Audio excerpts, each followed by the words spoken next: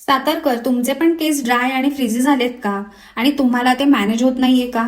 मग हा व्हिडिओ पूर्ण बघा. काल आमच्याकडे स्नेहल जाधव मॅडम साताऱ्यातून खास आल्या होत्या. त्यांनी आमच्या रील पाहिल्या होत्या आणि त्यांच्या फ्रेंडनेही त्यांना रेकमेंड केलं होतं. त्यांचा मेन प्रॉब्लेम होता की त्यांचे केस खूपच ड्राय आणि फ्रिझी होते. त्यातच त्यांचं बेबी खूप लहान असल्यामुळे त्यांना केसांना जास्त वेळ देता येत नव्हता. त्यामुळे त्यांना असं सोल्युशन हवं होतं की जे लॉंग लास्टिंग असेल आणि केस इझी मॅनेजेबल होतील. त्यानुसार आम्ही त्यांना नॅनोप्लसच्या ट्रीटमेंट सजेस्ट केली. ट्रीटमेंट सुरू करण्याआधी आम्ही त्यांच्या केसांना डीप क्लिन्झिंग करण्यासाठी क्लॅरिफाईंग शॅम्पूने 2 वेळा वॉश घेतला. त्यानंतर केस पूर्ण ड्राय करून section by section cream application केलं, जे खूप इम्पॉर्टंट स्टेप असते कारण त्यावरच फायनल रिझल्ट डिपेंड असतो. मग हे प्रोडक्ट आम्ही 45 मिनिट्स केसांवर ठेवलं आणि त्यानंतर 70 ते 80% प्रोडक्ट हलकं रिन्स केलं. पुढची स्टेप म्हणजे प्रॉपर ब्लो ड्राय आणि मग त्यांच्या हेअर टेक्स्चर नुसार सेक्शन बाय सेक्शन आयनिंग केलं. फायनल वॉश नंतरचा रिझल्ट खूपच अमेझिंग होता. केस एकदम सॉफ्ट, शायनी आणि मॅनेजेबल झाले होते. मॅडम खूप खुश झाल्या कारण आता त्यांना रोज स्टायलिंगसाठी वेळ घालवावा लागणार नाही. त्यानंतर श्रुती मॅडम आमच्याकडे आल्या होत्या. त्या पण रील पाहूनच इन्स्पायर्ड होऊन आल्या होत्या.